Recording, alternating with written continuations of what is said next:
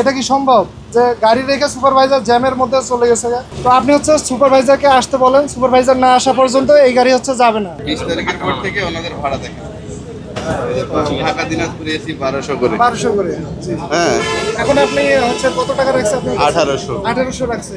আর এটা ওইটা না, কাপড় ধোয়ার একটাই সলিউশন, চাকা অল ইন ওয়ান।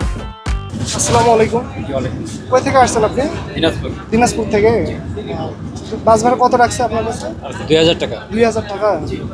নরমাল ইয়েতে আপনি কত? 1200 টাকা। 1200 করে। জি। এই টিকিটটা দেখাবেন। যে আমি অনলাইন থেকে কেটেছি। জি, জি।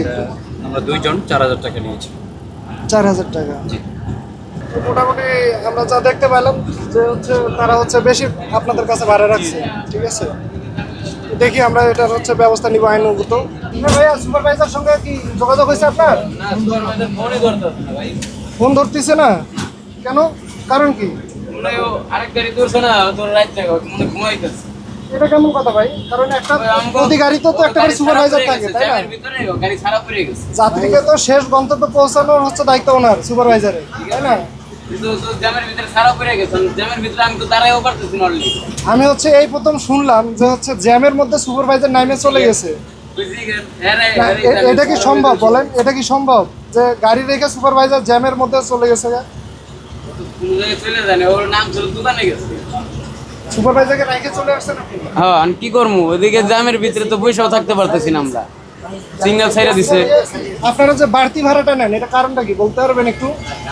আমরা বাড়তি ভাড়াটা করতে নিবো, এটা হলো অনলাইনে টিকিট কাটা কোম্পানি। আমরা তো আর দিগান কেউ কাছ থেকে ভাড়া নিয়ে যাত্রী উঠাইছি, সব কাউন্টারে। ড্রাইভার, তাই না? আপনার ড্রাইভিং লাইসেন্স, গাড়ি কাগজপত্র ঠিক আছে? একটু দেখাবেন। তো আপনি হচ্ছে সুপারভাইজারকে আসতে বলেন, সুপারভাইজার না আসা পর্যন্ত এই গাড়ি হচ্ছে যাবে না। বুঝতে পারছেন? সুপারভাইজারকে আসতেই হবে এখানে।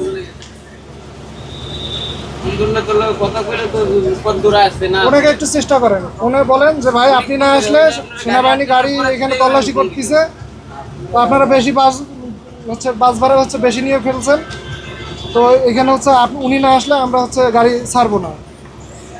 ওনাকে একটু আসতে বলেন।